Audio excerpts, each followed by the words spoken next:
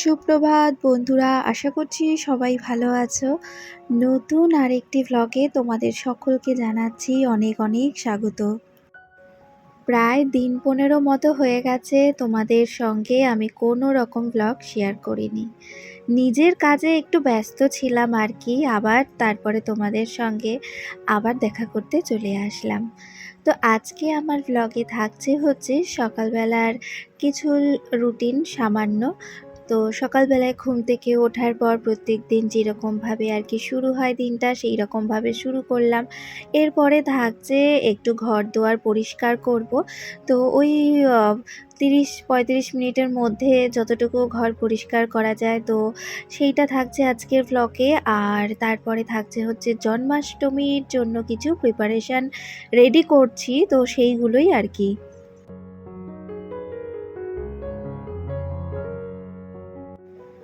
ঘুম থেকে ওঠার পরে বিছানাটাকে সবার প্রথমে গুছিয়ে নিয়েছি। হ্যাঁ, তবে তার আগে একটু জানো তো ছাদে গিয়েছিলাম। কি রোদ উঠেছে আজকে বাবারে সকাল থেকে। আর আজ তো 15ই আগস্ট। তো 15ই আগস্টের দিনটাই কিন্তু তোমাদের সঙ্গে আমি শেয়ার করতে চলেছি। গতকাল রাতেই জানো তো হাজব্যান্ড অফিস থেকে ফেরার পথে এই রকম ফ্লাওয়ারের মতো দেখতে একটা পতাকা নিয়ে এসেছে। এটা হাওয়া পেলেই ঘুরবে।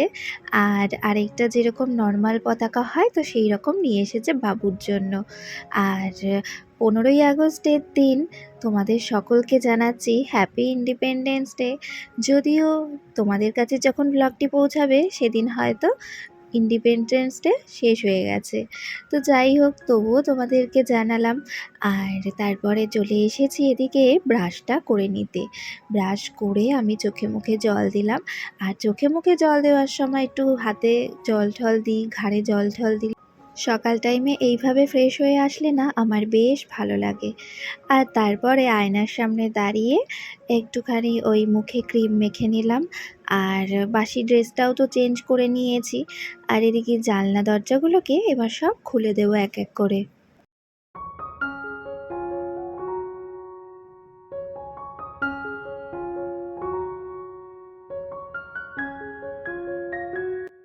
জানো তো প্রত্যেক বছরই না এই জন্মাষ্টমীর দিনটার জন্য আমি ভীষণভাবে অপেক্ষা করে থাকি। গোপুসোনার জন্য সুন্দর ড্রেস কেনা, গোপুসোনাকে সুন্দর করে সাজানো, কিভাবে কি করব, এই সব কিছু নিয়ে ভীষণভাবে এক্সাইটেড থাকি আগের থেকেই। তো কিছু কিছু প্রিপারেশান আমি আগের থেকে করে রেখেছি, তবে এখনও মেন যে কাজগুলো বাকি রয়েছে সেগুলো আজকেই করে নিতে হবে, কারণ আগামীকালই তো জন্মাষ্টমী, আর তো সময় হাতে নেই।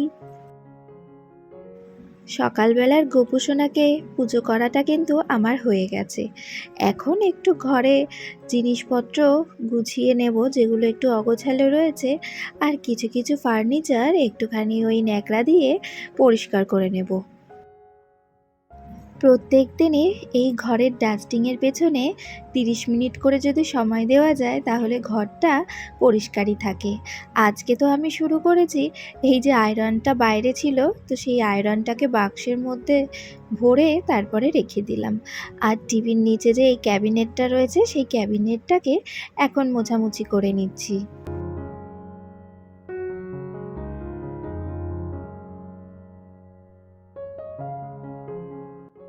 বেশ কিছুদিন যাবৎ এই বেড সাইড টেবিলের ড্রয়ারটা জানো তো গোছানোই হয়নি। আর যত যা কিছু মানে দরকারি জিনিস সব কিছু কী করি জানো তো, এনে এনে না এই ড্রয়ারটার মধ্যেই ঢুকিয়ে রাখা হয়। আর সেই কারণে ড্রয়ারটা এত বেশি দেখো জিনিসে ভরে গেছে। আর হাতের কাছেও তো জিনিসের দরকার হয়, তখন এইখানেই সব কিছু রেখে থাকি। আর আমার ছেলে তো রয়েছেই, যত ছোট ছোট পেন্সিল রবার সব এইখানে এনে এনে রেখে দেয়। এর মধ্যে অনেক ওষুধপত্রও রাখা রয়েছে। ওই যে বেড সাইড টেবিল যেহেতু, তাই বেডের পাশেই সমস্ত ওষুধপত্রগুলোকেই এই ড্রয়ারের মধ্যে রেখেছি। আর কিছুদিন আগে তো বাবুর প্রচণ্ড শরীর খারাপ হয়, সেই সব ওষুধপত্রগুলোও এখানে রাখা রয়েছে। আর এখন এই জায়গাটাকে দেখতে পাচ্ছ কিছুটা হলেও পরিষ্কার করে নিতে পারলাম। তো ২-৩টে পেন রাখলাম, কারণ পড়াতে বসি তো তখন পেন লাগে পড়াতে বসলে, আর তখন এই ড্রয়ারটা খুলে না পেনগুলোকে বাইর করে নিতে আমার বেশ সুবিধেই হয়। তো দেখো একটু হালকা হয়েছে, এবার ড্রয়ারটাকে বন্ধ করে দিলাম। আর বাড়তি যে সমস্ত জিনিসপত্রগুলো ছিল সেগুলোকে বের করে তো এখানে রেখেছি, এখন সব আলাদা করে নিচ্ছি। ছোট ছোট যে সমস্ত পেন্সিল রাবারগুলো রয়েছে বাবুর, তো সেগুলোকে রেখে দেব।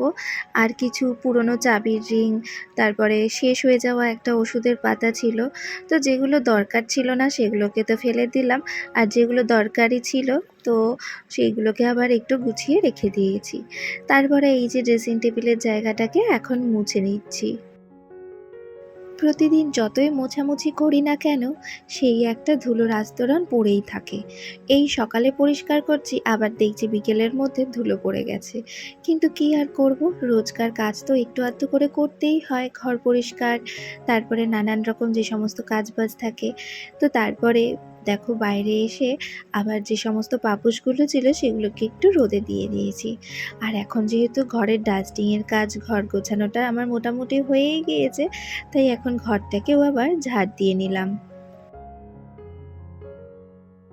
এদিকে আবার দেখতে দেখতে পুজোও কিন্তু সামনে চলে আসছে, তো কিছুদিন আর বাকি রয়েছে।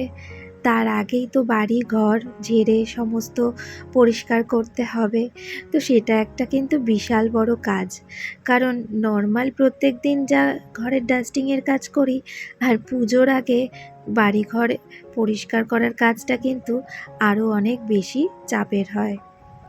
সিঁড়িটা ঝাড় দিতে দিতে এদিকে দেখছি দুটো জুতোর বাক্স বাইরে রয়েছে। তো জুতোর বাক্স দুটোকে ভেতরে রাখবো বলে শু ক্যাবিনেটটা যেই খুললাম দেখছি যে আর জায়গা নেই। তাই এখন বাক্সগুলোকে আর কোথাও রাখার তো জায়গা নেই, তাই ওই শু র্যাকের উপরেই রেখে দিলাম।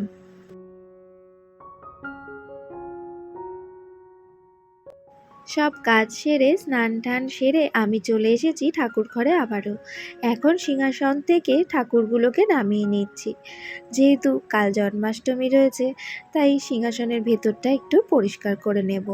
তো রোজকার পুজো দেওয়াতে ওই ছোট ছোট ফুলের পাপড়ি অনেক সময় থাকে, ধুলো ময়লা থাকে, সেটা একটু হালকা করে মুছে নিলাম।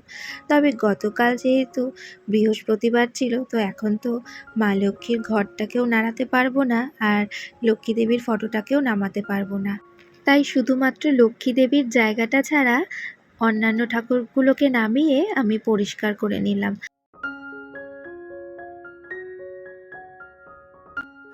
আর এবারে জানো তো, গোপু সোনার আগের বছর জন্মদিনে গোপু সোনাকে এই সিংহাসনটা যে উপহার দিয়েছিলাম, তো সেই সিংহাসনটাকে এখন পরিষ্কার করে নিতে বসেছি। প্রথমে আমি শুধু ন্যাকড়া দিয়েই পরিষ্কার করছিলাম, কিন্তু তারপর মনে পড়লো যে একটা লিকুইড আছে যেটা দিয়ে বলেছিল যে আগের বছর যখন কেনা হয়েছিল এই সিংহাসনটা, তখনই দোকান থেকে বলেছিল এই লিকুইডটা দিয়ে পরে যখন আবার সিংহাসনটায় যদি ময়লা পড়ে তখন কিন্তু একটা ন্যাকড়া দিয়ে মুছে নেওয়া যাবে। তো লিকুইডটাকে বার করে তারপর আমি ন্যাকড়া দিয়ে কিন্তু দেখো ভালো করে মুছে নিচ্ছিলাম, আর এত সুন্দর পরিষ্কার হয়ে যাচ্ছিল, পুরো চকচক করছিল। আর ওই সিংহাসনের মাঝখানের জায়গাটায় না আমার নিজের ছবিও পর্যন্ত দেখা যাচ্ছিল, এত চকচক করছিল। তো দেখো বেশ ভালো মতন কিন্তু পরিষ্কার করে নিয়েছিলাম লিকুইডটা দিয়ে। এবারে সব ঠাকুরগুলোকে পরিষ্কার করলাম। গোপু সোনাকে স্নান করানো, ভোলে বাবাকে স্নান করানো বাকি রয়েছে। তো এইভাবে কিন্তু আস্তে আস্তে সব ঠাকুরগুলোকে আমি স্নান করিয়ে পরিষ্কার করে তারপর ফুল টুল দিয়ে সাজিয়ে পুজোটা দিয়ে নিলাম আজকের মতো। তো আজকে ফুলটা যেহেতু কম ছিল, তো সেই কারণে দেখো অল্প ফুল দিয়ে পুজো দিয়ে নিয়েছিলাম। ঘড়িতে জানো তো এখন বাজে 4:15। তো কাল তো জন্মাষ্টমী, তো কিছু টুকটাক কেনাকাটা এখনও বাকি রয়েছে। তো সেই কেনাকাটা করার জন্যই না এখন একটু বাজারে যাচ্ছি, বিকেল বিকেল করেই যাচ্ছি, কারণ রাতের টাইমে তো অনেকটা ভিড় হবে। তো একটু ভিড়ে তো এত ভিড়ে না দেখা ঠিক মতো যায় না, তো সেই কারণে আগে আগে করে নিয়ে আসছি যাতে একটু ভিড়টা কম থাকে আর কি। প্রথমেই চলে এসেছিলাম বাসনকোসনের এই দোকানে। তো এখানে এসে একটা দোলনা দেখছিলাম স্টিলের, আর ওখানে আমার ঠিক পছন্দ হলো না বলে চলে আসলাম কাঠের দোকানে। তো সেখান থেকেই গোপুসোনাকে এবছরের জন্মদিনে উপহার দেবো বলে একটা দোলনা কিনে নিলাম। দোলনা কেনা হয়ে গেছে, কিন্তু রং করতে হবে। তার জন্য রঙের দোকানে এসেছিলাম। সেখানে হাজব্যান্ড গিয়েছিল রং আর তুলি যা যা কিনতে লাগবে সেগুলো কিনতে। আর আমি রাস্তার পাড়ে দাঁড়িয়েছিলাম। বেশ জানো তো, জন্মাষ্টমীর জন্য অনেক দোকান সাজিয়ে গুছিয়ে বসেছে। আর তারপরে তো চলে এলাম ফল কিনতে।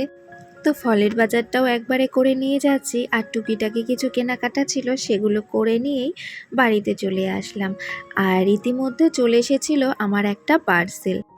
মিশোতে অর্ডার করেছিলাম, তো সেই পার্সেলটাই চলে এসেছিল। আর পার্সেল আসলে তো আমার মন ছটফট করে কতক্ষণে পার্সেলটাকে আমি ওপেন করব। তো এখানে দেখো, আমি একটা টেবিল রানার অর্ডার করেছিলাম। বেশ ভালো এটার রিভিউ ছিল, তো সেই কারণে আমিও মনে করলাম যে তাহলে এটা ভালোই হবে নিশ্চয়ই, তাই অর্ডার করে দিয়েছিলাম। আর সত্যি বলতে কি, এত সুন্দর এসেছে, খুব ভালো লাগছে জানো তো। কালারটা এত সুন্দর, বেশ ব্রাইট কালার, আর কোয়ালিটিও কিন্তু খুবই ভালো ছিল।